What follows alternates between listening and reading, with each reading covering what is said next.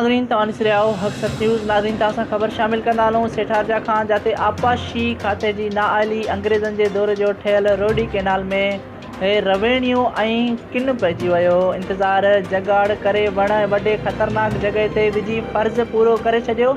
इलाइक़े में ख़ौफ़ पकिड़िजी वियो आहे। माण्हू रातियूं गुज़ारण ते मजबूर थी विया आहिनि।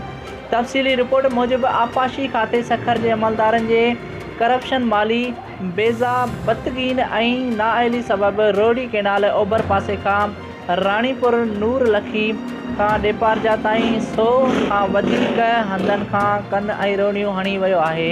सेठारजा जी सियासी समाजी शख़्सियतुनि अमीर तारिक कुबर, ज़फ़र अब्बास लुंड ऐं शमन अली लुंड, उस्ताद एजाज़ लुंड ऐं ॿियनि सुप्रीम कोर्ट जे chief justice secretary Sindh secretary आपाशी सिंध ऐं ॿियनि वसवारनि खां मुतालबो कयो आहे त हिन सिलसिले में ज़रूरी इक़दामात वरिता वञनि। रिपोर्ट करे रहियो आहे इल्ताफ़ हुसैन भुट्टो, हक़सत न्यूज़ सेठारजा।